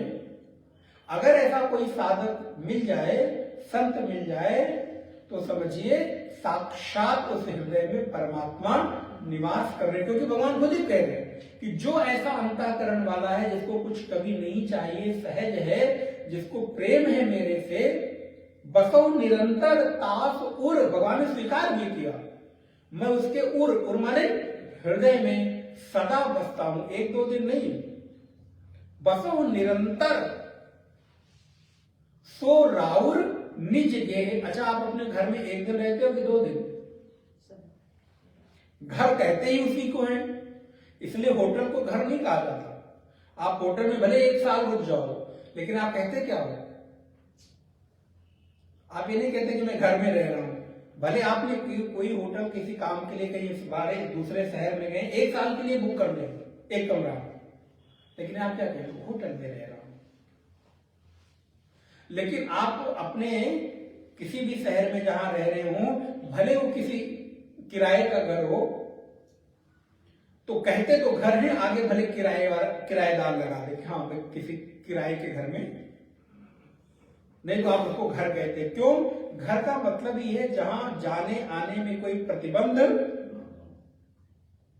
होटल कहते हैं उसको है जहां जाना आना आपको बार बार एंट्री करानी पड़े, बार बार बताना पड़े, बार बार आने जाने में आपको प्रतिबंध हो, समय सीमा हो, इतने दिन रह सकते हैं, इससे अधिक नहीं रह सकते। लेकिन घर बोले महाराज भले ही छप्पर का ही अपना क्यों ना हो, एक कमरे का ही क्यों ना हो। इसलिए हम लोग देखिए प्रायः भारतीय लोगों में तो ये विशेष रूप से मन होता है कि अगर वो नौकरी हो गई और ठीक से उसका जीवन चल गया, अगला सबसे बड़ा प्रोजेक्ट उसका क्या होता है? अपना एक घर होना चाहिए, अपनी छत होनी चाहिए। ऐसा क्या कहते हैं? अपने सिर पर एक अपनी, और देखिए हम एक अपनी छत बनाने के लिए पूरा का पूरा जीवन कई बार लगा देते हैं। एक घर आसानी से नहीं बनता है। अगर हम बहुत साधन संपन्न नहीं है तो घर बनाने में पूरा का पूरा ऊर्जा, समय, पैसा सब चला जाता है। क्यों? क्योंकि वो मेरा घर है, वहां से कभी आना जाना नहीं पड़ता। इसलिए तो क्या कहते हैं, श्री कृष्ण शरणम मम, कृष्ण का जो कृष्ण की जो शरण है वो मेरा घर है, अर्थात कृष्ण की शरण में जाने के बाद फिर कभी जाने आने में कोई प्रतिबंध नहीं। इसलिए भगवान क्या कहते हैं, बसो निरंतर तास उर। ऐसा कोई हृदय वाला साधक भक्त मिल जाए तो उसका हृदय भगवान का क्या हो गया? बोले भगवान का घर हो गया। सदा भगवान उस घर में निवास करते हैं। बसो निरंतर तास उर सो राउर, और इसको भोजपुरी में राउर, रउआ के घर, ऐसे आपने सुना होगा ना, रउआ ने आपका, सो राउर। जैसे आप बहुत किसी को आदर देते हैं, क्या कहते हैं, आप ऐसा लेंगे, आप ऐसा करेंगे, तो अपनी भाषा की सबकी मर्यादा, रउआ, रउआ के पानी पिए, आप जल पिएंगे, आप भोजन करेंगे, तो राउर, हे कृष्ण, हे राम, हे राघो, ये आपका घर है। सो राउर निज गे, तो भगवान का एक नाम अनुभव विजयो जेता। जेता अर्थात जो सदा विजयी है, सभी कार्यों में ईश्वर ही विजयी होता है, उसकी कभी पराजय नहीं होती है। इसलिए आपने मुंडक उपनिषद पढ़ा, भगवान का एक नाम, वहां पर मुंडक उपनिषद में श्रुति क्या कहती है, सत्यमेव जयते नामृतम। सत्य, आप ये लाइन देखिए, भारत सरकार के भी कुछ कोई एक उपक्रम है ना, उसने लिखा है अपना, सत्यमेव जयते न अनृतम। अमृत की कभी विजय नहीं होती, सत्य की सदा विजय होती है। तो भगवान का एक नाम जेता है, इसलिए भगवान विजयी हैं, क्योंकि वो सत्य स्वरूप है। सत्य ही विजयी होता है, असत्य कदापि नहीं होता। मुंडक की उपनिषद की श्रुति कहती है। भगवान का एक नाम है विश्व योनि। विश्व योनि, भगवत्पाद ने भाष्य में लिखा, यतो जयते अतिशयते सर्वभूतानि विश्वम योनिर्यस्य विश्वाश्वासो विश्व च असौ योनि चेति व विश्व योनि। विश्व उसकी योनि है, अथवा विश्व और योनि दोनों वही है, दो अर्थ इसके होंगे। विश्व उसकी योनि है, योनि का अर्थ होता है जहां से कोई प्रकट हो, जन्म हो। तो आज परमात्मा के भी प्रकट का स्थान क्या है? विश्व ही तो है। इस संसार में मैं हूं, तभी उसके, जिसका ये संसार है उसके बारे में मैं जान रहा हूं। तो विश्व योनि, ये विश्व उसकी योनि है जहां से वो प्रकट होता है, अथवा विश्व भी वही है और योनि भी वही है। विश्व माने प्रकट स्थान, योनि माने प्रकट होने वाली जगह, दोनों ही वो परमात्मा ही है। इसलिए उसका एक नाम है विश्व योनि, जो ब्रह्मांड का कारण है और यह विश्व जिसका है, या ब्रह्मांड जिसका है एक अर्थ, और ये ब्रह्मांड जिसके कारण प्रकट होता है, तो ये दोनों ही परमात्मा के ही स्वरूप है, इसलिए उसको विश्व योनि ही पुनर्वसु, भगवान का एक नाम है पुनर्वसु, जो प्राणियों में विभिन्न उपकरणों अनुभवों के द्वारा पुनः पुनः बसता है, उसको कहते हैं पुनर्वसु। पुनः पुनः शरीरेषु वसति क्षेत्रज्ञ रूपेण इति पुनर्वसु। भाष्य में भगवत पाद लिखते हैं क्षेत्रज्ञ रूप से, क्षेत्र के बारे दृष्टा, क्षेत्रज्ञ रूप से पुनः पुनः शरीर में बसते हैं, इसलिए पुनर्वसु हैं। अच्छा बताइए, हम लोग बार बार शरीर में जन्म मरण ले रहे नहीं? पुनरपि जननम पुनरपि मरणम पुनरपि जननी जठरे शयनम। तो पुनः पुनः मैं इस शरीर में बस रहा हूं। इस शरीर से मतलब है किसी भी शरीर में, चाहे मनुष्य शरीर में आए, पशु शरीर में आए, पक्षी के आए, किसी में, वो जीव तो बसता ही है। तो जो पुनः पुनः उस शरीर में बसता है, वसत इति वसत वस्तु, और जो पुनः पुनः बसे उसको पुनर्वसु, इसलिए भगवान का एक नाम पुनर्वसु। उपेन्द्रो वामनः प्रांशुः अमोघः शुचिर्जितः अतीन्द्रः संग्रह सर्वो धृतात्मा नियमो यमः। भगवान का एक नाम है उपेंद्र। अब इसके पीछे बड़ी सुंदर कथा है। उपेंद्र, इंद्रम उपगतो अनुत्वजे नेति उपेंद्रः। इंद्र को अनुज रूप से, अर्थात भगवान वामन के चरित्र की लीला का यहां पर संकेत किया गया। उपेंद्र वामना, ये दोनों नाम आगे पीछे एक साथ हैं। तो वामन के नाम के साथ ही उपेंद्र नाम भगवान का पड़ा, जो इंद्र के अनुज के रूप में है। उप इंद्रा, देखो अगर तोड़ेंगे, अभी उपनिषद की कक्षा में आपको संधि और संधि विच्छेद बताएगा। उपेंद्रा, उप इंद्रा, उप माने समीप है, छोटा है, कई अर्थों में आता है, क्योंकि उप जो है नारायण उपसर्ग है, तो उप जो है ऊपर के रूप में, श्रेष्ठ के रूप में, समीप के रूप में प्रयोग किया जाता है, जब जहां जो जिस शब्द के साथ लगे। तो उपेंद्र, तो उपेंद्र अर्थात इंद्र के छोटे भ्राता के रूप में। वामन अवतार में जब भगवान विष्णु अदिति के पुत्र बने, तो जो इंद्र की माता थी, इसलिए उनको इंद्र के अनुज के रूप में जाना गया। इसलिए भगवान का एक नाम क्या पड़ा? उपेंद्र। वो श्रेष्ठ हैं। अब कहते हैं वामन, भगवान का एक नाम वामन है। अब वामन की कथा तो आप सबको पता है कि राजा बलि ने जब यज्ञ किया, तो यज्ञ में 3 पग भूमि मांगने के लिए एक ब्रह्मचारी ब्राह्मण आया। उसने कहा जितना, बस कभी कभी हम जब देने लगते हैं तो हमें लगता है कि मैं सबसे बड़ा दाता हूं, अभिमान भी आ जाता है, लेकिन कोई बात नहीं। अभी आप तैत्तिरीयोपनिषद पढ़ने, वहां कहते हैं श्रद्धया देय अश्रद्धया देय, दो, कैसे भी दो। अब आक्षेप करने वाले कहते हैं बताइए, लेने वाले लोगों ने ये ग्रंथ लिखे, व्याख्या की, तो अपने लेने के लिए कहते हैं दो, चाहे जैसे दो। बोले लेने वाले का ही कल्याण नहीं होता, लेने वाले से ज्यादा देने वाले का कल्याण होता है, जान लीजिए। दान में दाता की ज्यादा कल्याण की बात है। ये आप आभार मानो कि आपके दान को कोई स्वीकार कर रहा है। और अब देखिए धीरे धीरे परिस्थितियां कैसी विपरीत होती चली जा रही। आज आप दान देना चाहते हो, शहर में खोजते हो, आपको कोई जगह नहीं मिलती।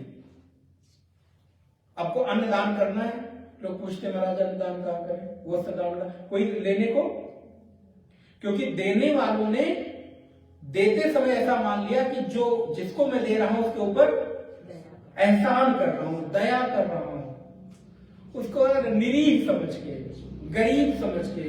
नहीं, गरीब तो तुम हो कि जो तुम्हारे दान को स्वीकार करके तुम्हारे दोष को, तुम्हारे पाप को, क्योंकि दान लेना और दान लेकर उस वस्तु को पचाना बहुत बड़ी बात है, बिना साधना के वो पचती नहीं है। इसलिए वो ब्राह्मण जो शुद्ध हो, पवित्र हो, संध्या करता हो, गायत्री करता हो, जिसका जीवन भगवत समर्पित हो, उसी को दान देना अथवा दान लेकर वही उस धन का सदुपयोग कर सकता है। याचका नहीं याचनती, जो याचक घर घर जाकर याचना करता है, याचना नहीं करता, बल्कि वो हमको याद दिलाता है कि जरा कुछ दे दो। इसलिए कभी अवसर आए तो जरूर देना चाहिए। लेकिन धीरे धीरे हम लोगों ने क्या सोचा कि हम इसको दे रहे हैं, इसका घर चला रहे हैं, ये निरीह है, दया का पात्र है, चलो दे दो। अब ब्राह्मणों ने भी क्या सोचा कि ठीक है, जब ऐसा कर रहे हो तो मैं ही क्यों लूं? जहां से तुम नौकरी करके हमको देकर हम पर एहसान कर रहे हो, तो वो तो मैं भी कर सकता हूं। और आप सोचिए, ब्राह्मण केवल एक जाति भर तो है ही है, लेकिन एक प्रज्ञा का भी नाम है, बुद्धि का भी नाम है। और अगर वो अपनी बुद्धि को किसी भी क्षेत्र में लगा दे तो वहां पर श्रेष्ठ होगा। आप विचार करके देखिएगा, आज आप जितने भी प्रशासनिक सेवाओं में देखिए, भले कितने भी आरक्षण में, तो कई बार गर्व भी होता है लेकिन दुख भी होता है कि प्रशासनिक सेवाओं में अगर आप प्रतिशत निकालकर देखिएगा तो अभी भी श्रेष्ठतम जो हो संख्या आपको निकल कर आएगी, वो इन्हीं लोगों की निकल कर आएगी। आरक्षण रूपी एक दैत्य को अगर हटा दिया जाए, क्योंकि आप बुद्धि को कहां ले जाओगे, प्रज्ञा को कहां ले जाओगे, प्रारब्ध को कहां ले जाओगे? आपके न मानने से कोई सिद्धांत मिटने वाला नहीं है।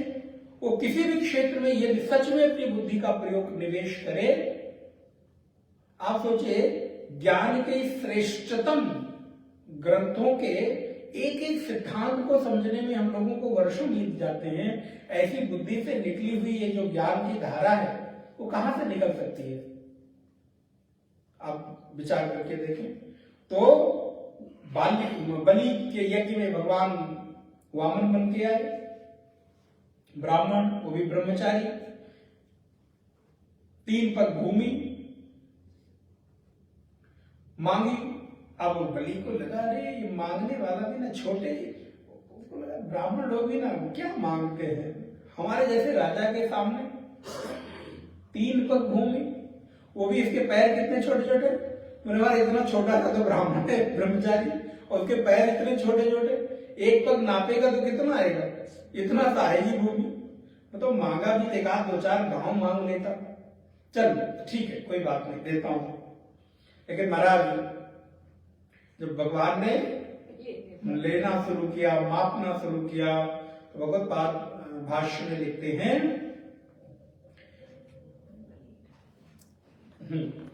बलिम वामन रूपेण याचितवानिति वामनः संभजनीयः इति वा वामनः मध्ये वामन मासीन विश्वे देवा उपासते। कठोपनिषद का एक यहाँ पे मंत्र दिया। तो कहते हैं जब भगवान लेने पर आए तो क्या लिया, बोले पहले ही पग में महाराज जितनी भौतिक संपदा थी उसकी, अभी भागवत जी में आपने विस्तार से सुना। दूसरे पग में बोले महाराज आकाश से लेकर और जितने जहां तक तुम कल्पना कर सकते हो ये सोचो। तीसरा पग कहां नापूं? बलि को आश्चर्य हो गया। इसलिए क्या कहते हैं, देते समय संकोच से देना चाहिए। जब आप कभी किसी को कुछ दे रहे हो तो संकोच में दो। मैं दे तो दे सकता हूं, लेकिन मैं इतनी ही सेवा कर रहा हूं, बड़े संकोच में दे, अहंकार पूर्वक कभी ना दे। क्योंकि भगवान का भोजन है, कई बार अहंकार को भक्षण कर जाते हैं। तीसरा पग कहां नाप करूं, वचन दे चुका है। बलि कहता है प्रभु भौतिक संपदा तो सब कुछ आपने ले ली, लेकिन अभी मैं बचा है, ध्यान रखिएगा। आप मैं को नाप लो, और जिस दिन भगवान ने आपके मैं को माप लिया, फिर उसके अतिरिक्त आपको देने के लिए कुछ। तीसरे पग में क्या नापा? मैं को नापा है, सिर अर्थात मैं। और कितनी बड़ी कृपा है, करुणा है। अच्छा, सिर पे नापने के लिए अब वो एक प्रश्न याद आ रहा है। जिस समय भगवान श्री राम वनवास की यात्रा पर है, मांगी नाव न केवट आना, कहे तुम्हार वचन में मरम मैं जाना। मैं आऊंगा नहीं, तुम्हारे मर्म को जानता हूं। मुझे मालूम है एक बार एक पैर से तुमने पत्थर को छुआ तो हमारा नारी बना दी। और यहाँ तो एक नारी पहले से वो ऋषि के पास तो चलो एक कोई थी नहीं तो दे दिया, तो उनका काम चल रहा होगा। यहाँ तो महाराज एक का ही भरण पोषण करना, एक को ही संभालना इतना कठिन हो रहा है। अच्छा, आज से लोग नहीं दुखी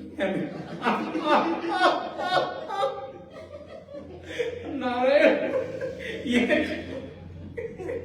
ये अनादिकाल की परंपरा चली आ रही। मुझे लगता है केवट ने कहा हमारा एक कोई संभालना इतना कठिन हो रहा है।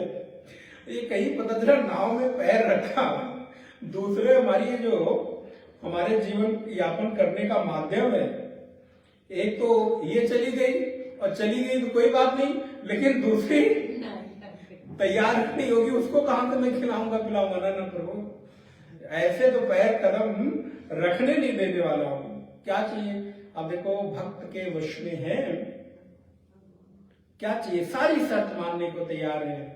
प्रभु पहले चरण धोऊंगा, और सुनो, आपके शर्त से चरण नहीं धोऊंगा, मेरी शर्त से चरण धोऊंगा, जैसे जैसे मैं कहूं। अच्छा भाई चलो तुम ऐसा कर लो। कैसे चरण धोएंगे? बोले आइए, आन कठोता जल भर लावा। कठोते में जल भर लाया। अब महाराज इत्मीनान से बैठा, पालथी वालथी मार के, उसको कोई जल्दी नहीं। भगवान को लग रहा है संध्या काल में बीत जाए, कहीं टाइम में हो जाए, पता चले आज की नाव छूट जाए, गाड़ी छूट गई तो पता चले टिकट कहां से मिलेगा। अब उसको लग रहा है कि भाई इत्मीनान से धुलने दो, तुम्हें काहे की जल्दी है? हमें लगता है डाटा वाटा भी होगा एक आध बार। भगवान को थोड़ा थोड़ा तो बोला, ठीक से खड़े नहीं हो सकते। अब कठोता जल भर के इत्मीनान से पालथी मार के बैठा। अब तौलिया पता नहीं रही होगी कि नहीं रही होगी, मालूम नहीं। क्या किया राम ने? आओ इधर आओ। क्या है? कठोते में पैर रखो। चलो भाई, पैर रख दिया। अब कठोता इतना बड़ा तो होगा नहीं कि दोनों पैर एक बार में आए। एक पैर कठोते में रखा, धुल लिया, और दूसरा धुलने लगा तो भगवान ने पहला वाला पैर फिर भूमि पे रख दिया। क्या कर दे? जोर से डांटा होगा। अभी मैं धुल के साफ किया और फिर पैर गंदा, फिर तो मिट्टी लगा ली। अभी तक तो सूखे पैर रहे होंगे तो कभी मिट्टी लगी होगी, और एक बार पैर में थोड़ी सी रज का प्रभाव है कि पत्थर नाली बन गई। अब इतनी मिट्टी लगा के बैठे, वो समझ में नहीं आता क्या करें। भगवान ने कहा बताओ अब क्या करें? बोले ऐसा है कि जब ये पैर धोना हो, इस पैर को मेरी गोदी में रख लो, और दूसरा पैर कठोते में रखो। अब सोचो स्थिति कि एक पैर केवट के गोद में है, दूसरा कठोते में है। अब खड़े होते भी नहीं बन रहा होगा, लड़खड़ा रहे होंगे, फिर थोड़ा ठीक से खड़े भी नहीं हो पाते हो। क्या करें? बोले मेरे सिर को पकड़ लो। तो इससे लड़खड़ाना, जो दुनिया को लड़खड़ाने से बचाता है, आज प्रेम के भक्ति के वशीभूत होकर भगवान राम एक चरण केवट की गोद में रखे हैं, दूसरा चरण कठौते में रखे हैं, और एक नहीं बल्कि दोनों हाथ से, क्योंकि एक हाथ से बैलेंस, आप कल्पना करके देखिए एक पैर से आपको खड़ा होना पड़ेगा, आपको सपोर्ट कैसे करेगा? दोनों हाथ को केवट के सिर के ऊपर रखे हैं। मांगी नावन केवट आना, कहे तुम्हार मरम में जाना। कितनी कृपा, कितनी करुणा है कि दोनों हाथों से भगवान उसके सिर को पकड़ रखे हैं। एक हाथ गोद में है और उसके दोनों हाथ भगवान का एक चरण पकड़ रखे। आप उस दृश्य की कल्पना करो, भगवान के दोनों हाथ केवट के सिर पर, एक पैर केवट की गोद में, और केवट के दोनों हाथ भगवान के दूसरे चरण को पकड़ रखे हैं। ये भगवान की दयालुता है, कृपालुता है। इसीलिए तो कहते हैं कबहुत दीना नाथ के भनक पड़ेगी कान। पुकारते रहे, कभी न कभी किसी न किसी दिन तो दीनानाथ के कानों में भनक पड़ेगी। तो भगवान आज वही स्थिति बलि के यहाँ हुई है। मैं को नापा है, मैं अहंकार को नाप लिया, फिर बलि के पास बचता क्या है? शर्त मानी है। बलि कहता है मैं जिस द्वार से निकलूं, 52 द्वार बताए जाते हैं, जिस द्वार से मैं निकलूं उस द्वार पे आपका दर्शन करूं, ऐसी कृपा करो। भगवान ने उसको भी माना है। तो भगवान का एक नाम क्या है? उपेंद्र वामनः, वामन। दूसरा है प्रांशु। भगवान का एक नाम है प्रांशु। प्रांशु अर्थात जिसका शरीर विस्तृत हो उसको प्रांशु कहते हैं। भगवत्पाद ने यहां पर भाष्य में लिखा, स एव जगत्त्रयम् क्रममाणः प्रांशु भूद इति प्रांशु। वही तीनों शरीरों को लांघने के कारण प्रांशु हो गए। देखिए तीनों नाम एक दूसरे के साथ जुड़ रहे हैं, उपेंद्र, वामन, प्रांशु। एक में वामन है, लेकिन वामन ही विराट बनता है। जैसे मैंने उस दिन आपको बताया था, सूत्र ही व्याख्या बनती है। सूत्र की परिभाषा इसीलिए है कि जो देखने में छोटा लगे लेकिन विस्तार करने जाए तो विस्तृत हो जाए। सूत्र बिल्कुल सारवत विश्वतो मुखम, जो देखने में सार लगे लेकिन व्याख्या के समय विस्तृत हो जाए। तो भगवान यहां पर विराट रूप धारण कर लिए, प्रांशु, व्यापक हो गए। कितने हो गए? बोले ऊंचे इतने हो गए कि तीनों लोगों को भगवान ने अपने कदमों के भीतर नाप लिया है, समेट लिया है। बलि के किए गए संकल्प का भगवान ने हाथ में जल लिया है और महाराज उस संकल्प को भगवान ने पूरा किया है। इसलिए कहते हैं तो ये तू पतिते हस्ते, विष्णु बड़ा सुंदर लिखा, तो ये तू पतिते हस्ते वामनो भूद वामनः सर्वदेवमयं रूपं दर्शयमास वै प्रभुः भूपादौ द्यः शिरश्चास्य चंद्रादित्यौ च चक्षुषि। कहते हैं बलि के किए हुए संकल्प का भगवान ने जल हाथ में गिरते ही वामन जी अवामन हो गए। अर्थात जैसे ही हुई उसने जल लेकर संकल्प किया कि हाँ मैं अब आपको 3 पग भूमि देने का संकल्प करता हूं। इसलिए जब भी आप कोई कार्य करें तो संकल्प के सहित जरूर करें, भले सकाम संकल्प करें अथवा निष्काम, क्योंकि संकल्प के बिना आपके कृत्य का कोई साक्षी नहीं होता। भगवान ने तुरंत संकल्प कराया। जैसे ही बलि ने कहा कि प्रभु मैं 3 पग भूमि ब्रह्मचारी देने को वादा करता हूं, बोले वचनों से वादा नहीं है, जल लो, संकल्प करो। और उसी दिन कथा थी शुक्राचार्य वाली, महाराज देना है उसको तो वो जाके कमंडल में बैठ गए, पानी गिरेगा नहीं, जल गिरेगा नहीं उसके बिना संकल्प। भगवान का रुको बताता हूं तुमको भी। कुशा लिया, कुशा बड़ा तीक्ष्ण होता है, बोले देखो नहीं कुछ फंस गया होगा।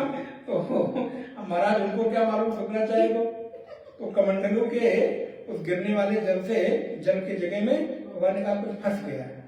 आप देखते हैं जैसे श्रृंगी जब आप अभिषेक करते हैं तो ब्राह्मण लोग क्या करते हैं, श्रृंगी में भी परंपरा उसी समय तो चलिए उसको ठोकते हैं या उसमें सीट डाल के थोड़ा साफ करते हैं। बलि जरा इसको साफ कर दो, और जैसे ही पहली सीट गई कहते हैं उनकी आंख में गया, उसी समय से शुक्राचार्य एक नयन विहीन हो गए। तो नारायण जैसे ही संकल्प लिया बलि ने और जल भूमि पे गिरा, ध्यान रहे, संकल्प ले, संकल्प का जल आप भूमि पर गिरा है, ये नियम है। तो जैसे ही संकल्प का जल भूमि पे गिरा, भगवान देखते देखते वामन से अवामन हो गए, अर्थात वामन से विराट हो गए, इसलिए उनका नाम क्या हो गया, प्रांशु। उस समय भगवान ने अपना सर्व समर्थ रूप दिखाया है। पृथ्वी उनके चरण, आकाश से तथा सूर्य चंद्रमा नेत्र थे, इतना विराट व्यापक उनका विराट स्वरूप हो गया है। तो भगवान का एक नाम क्या है, बोले प्रांशु। अमोघा, एक नाम भगवान का अमोघ है। अमोघ अर्थात न मोघम चेष्टितम यस्य स अमोघा, जिसकी चेष्टा, जिसका व्यवहार, जिसके क्रियाकलाप कभी व्यर्थ नहीं होते, उसको अमोघ कहते हैं। इसलिए कहते हैं नारद भक्ति सूत्र में एक सूत्र आया है कि महापुरुषों का जो दर्शन है वो कैसा है, बोले अमोघ है। महापुरुषों के, सदगुरु के, संत के दर्शन अमोघ होते हैं, कभी व्यर्थ नहीं जाते। भगवान क्या कहते हैं, मोघाशा अमोघ कर्माणः, जो लोग शास्त्र विहीन कर्म करते हैं उनके कर्म मोघ हैं, अर्थात व्यर्थहीन है, उनका किसी व्यर्थ है, उनका किसी भी प्रकार से कोई प्रभाव नहीं होता है, वो सब नष्ट हो जाते हैं। लेकिन महापुरुषों का दर्शन बोले वो अमोघ है। महापुरुष संश्रयः, उनके दर्शन से आपको एक शाश्वत मार्ग की प्राप्ति होती है। तो भगवान का एक नाम अमोघ है। और भगवान का दूसरा नाम क्या है, बोले शुचि। शुचि अर्थात स्मरताम, स्तुवताम, अर्चयताम च पावनत्वात् शुचि। क्या बात, कितना सुंदर अर्थ किया भगवत्पाद ने। हम लोग तो खाली शुचि का अर्थ इतना कर देते पवित्र, लेकिन भगवत्पाद क्या कहते हैं, बोले जिनका स्मरण, जिनकी स्तुति, जिनका अर्चन व्यक्ति के हृदय को पावन बना दे, उनका नाम शुचि है।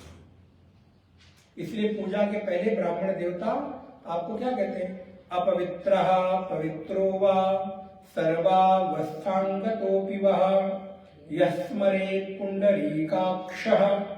ध्यान रखिए, वहां जल से पवित्र नहीं हो रहा है, जल तो खाली एक माध्यम है। यस्मरेत्, यह स्मरेत, जिसके स्मरण से, यह स्मरेत पुंडरीकाक्ष, पुंडरीकाक्ष कौन, भगवान, यह विष्णु, यह स्मरेत पुंडरीकाक्ष सा वायाभ्यांतरः शुचि। देखिए शुचि नाम आया ना, जो पुंडरीकाक्ष विष्णु के स्मरण से अंदर बाहर से आपको पवित्र कर दे रहे हैं। अब पवित्र होने के बाद आप उनके पूजा के अधिकारी बन गए हैं। तो इसलिए जिनका स्मरण, स्तुति और पूजन पवित्र करने वाला हो, पावन करने वाला हो, ऐसे भगवान को शुचि कहते हैं। अस्य स्पर्शस्य महान मंत्र वर्णनात्, एक मंत्र भी आता है कि इसका स्पर्श भी महान शुचि है। इसलिए भगवान का स्पर्श शुचि देने वाला है, पवित्रता देने वाला है। इसलिए शिवलिंग का स्पर्श, शालिग्राम का स्पर्श, मूर्ति का स्पर्श, गुरु चरणों का स्पर्श, भगवत चरणों का स्पर्श आपको पवित्रता देता है। और परमात्मा का एक नाम क्या है, बोले ऊर्जितः, जो असीम शक्ति और ऊर्जा के स्रोत हैं, उनको ऊर्जितः कहते हैं। बल प्रकर्षशालित्वात्, बल प्रकर्षशालित्वात् ऊर्जितः, जिनका बल अत्यंत प्रकर्ष है, जिनके भीतर असीम शक्ति और ऊर्जा है, उनको भगवान विष्णु कहते हैं। उनका एक नाम ऊर्जिता है। देखिए कितने सुंदर सुंदर नाम है। हम लोग ऊर्जित शब्द कितना अच्छा है। और उसके बाद भगवान का एक नाम क्या, अतीन्द्रः। अतीन्द्रेन्द्रम स्थितो ज्ञान ऐश्वर्यादिभिः स्वभाव सिद्धि इति अतीन्द्रः, अपने स्वभाव सिद्ध ज्ञान ऐश्वर्यादि के कारण इंद्र से भी जो बड़े चढ़े हैं, इसलिए उनको अतीन्द्र कहते हैं। अब इसको तोड़ेंगे, संधि विच्छेद करेंगे, क्या होगा? अति इंद्रः, अर्थात इंद्र से भी जो अति अर्थात बड़े हैं उनको अतीन्द्र कहते हैं। इसलिए भगवान का एक नाम अतीन्द्र है। सर्वेषां प्रतिसंहारात् संग्रह, भगवान का एक नाम संग्रह है। संग्रह, प्रलय के समय सबका संग्रह करने के कारण उनका नाम संग्रह, क्योंकि जब महाप्रलय आती है तो सब कहां जाके सो जाते हैं? बोले प्रभु में ही जाके संग्रहित हो जाते हैं। जहां संग्रह का अर्थ वही है जो कभी चीजें खराब ना हो। कोई अपनी चीज आपको दे, संभाल के रखो, और उसको आप महाराज, इसका मतलब आप संग्रह करता अच्छे नहीं है। भगवान कैसे? बोले भगवान महाप्रलय के समय सभी को अपने में समेट लेते हैं, संग्रह कर लेते हैं, इसलिए उनका एक नाम संग्रह भी है। अतीन्द्र संग्रह सर्ग, भगवान का एक नाम सर्ग है। सृष्टि का सृजन करने के कारण उनका एक नाम सर्ग है। धृतात्मा, अर्थात जो ईश्वर स्वयं ही स्वयं का आश्रय है। जैसे इस जगत का आश्रय तो ईश्वर है, लेकिन ईश्वर का आश्रय कौन है? अब इसको विस्तार नहीं कर पा रहे। जैसे मेरा आश्रय कौन है? ये कुर्सी है। कुर्सी का आश्रय भूमि है। भूमि का आश्रय शेष है। शेष का आश्रय पंचमहाभूत। पंचमहाभूत का आश्रय, आप चलते चले जाए पूरी सृष्टि प्रक्रिया में, तो सृष्टि का आश्रय ईश्वर है। और ईश्वर का आश्रय, बोले ईश्वर का आश्रय स्वयं ईश्वर ही है, इसलिए धृतात्मा। अब कभी आपसे पूछे भगवान के कारण कौन? तो भगवान के कारण भगवान स्वयं है, इसलिए धृतात्मा। नियम, देखिए नियम के बड़े पक्के हैं। सृष्टि में सभी कुछ चीजें नियम से चल रही है। विस्तार करने के लिए कितना सब कुछ है, लेकिन समय अभाव के कारण नियम, कोई भी ऐसी चीज नहीं है सृष्टि में जो नियम के, सब नियम से, अपने सूर्य अपने नियम से, एक सेकेंड न अस्त होने में और न उदय होने में, सारी ऋतुएं अपने समय से आप तक पहुंचती भले देर से हो सारी ऋतुएं, लेकिन परिवर्तन अपने आप समय से होने लगता है और निश्चित है। इसलिए भारतीय ज्योतिष काल गणना ने हजारों हजार वर्ष पूर्व ही सारी काल गणना करके रख दिया। सूर्य ग्रहण कब होगा?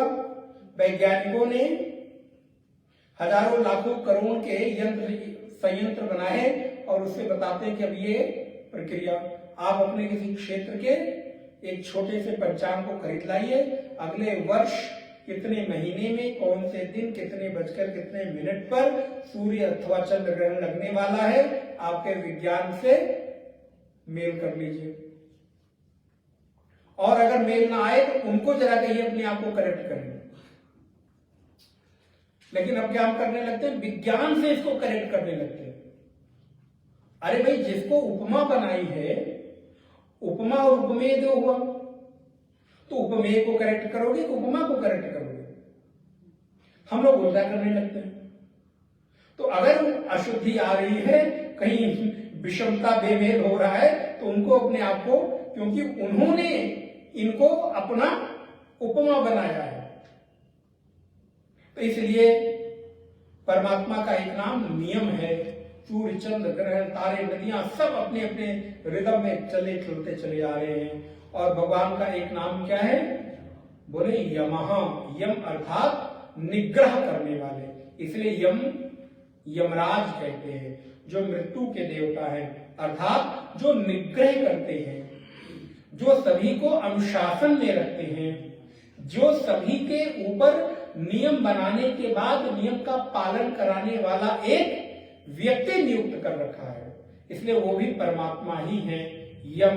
क्योंकि अगर मृत्यु का भय न हो तो कोई व्यक्ति महाराज न जाने क्या क्या करे। असुरों को देखिए, मैं कई बार आपको कहता हूं, असुर लोग धन संग्रह का प्रयत्न नहीं करते। वो कहते हैं धन तो अपने आप आएगा। वो धन उनके लिए कभी यज्ञ हवन तप नहीं करते। वो जब भी तप करते हैं तो किसके लिए करते हैं? नहीं नहीं, शक्ति वक्ति तो आ ही जाएगी। हम काहू के मरे ही न मारे, बस। असुरों के राक्षसों का एजेंडा एक ही है, उनके यज्ञ करने का एक ही लक्ष्य है कि मेरी आयु अमर हो जाए। हम काहू के मरे ही न मारे, हम कभी किसी के मारे से न मरे। इसलिए देखिए ना, जमीन आसमान, ऊपर नीचे, सायं प्रातः, अस्त्र शस्त्र, मनुष्य पशु, किसी से न मरू। माने न मरने के जितने भी, उन सबको उसने जो है भगवान से वरदान में मांग लिया। लेकिन प्रभु तो प्रभु, जो वरदान लेता है उसको मालूम है इसका कार्ड क्या है। तो इसलिए भगवान का एक नाम क्या है, यमः, जो अनुशासन करते हैं। अब अगली कल की कक्षा में लोग आगे 18वें श्लोक से देखेंगे। भगवान के 162 नामों तक हम लोगों ने देखा। इस 70 नाम से वेद्यो वैद्य सदा योगी वीरः माधवो मधुः अतीन्द्रियो महामायो महोत्साहो महाबलः। इस पर अगली कक्षा में कल विचार करेंगे। श्री कृष्ण गोविंद हरे मुरारे, हे नाथ नारायण वासुदेव। श्री कृष्ण गोविंद हरे मुरारे, हे नाथ नारायण वासुदेव। श्री कृष्ण गोविंद हरे मुरारे, हे नाथ नारायण वासुदेव। श्री कृष्ण गोविंद हरे मुरारे, हे नाथ नारायण वासुदेव। श्री कृष्णचंद्र भगवान की जय। ओम पूर्णमदः पूर्णमिदं पूर्णात् पूर्णमुदच्यते पूर्णस्य पूर्णमादाय पूर्णमेवावशिष्यते। ओम शांति शांति शांति। हरि ओम।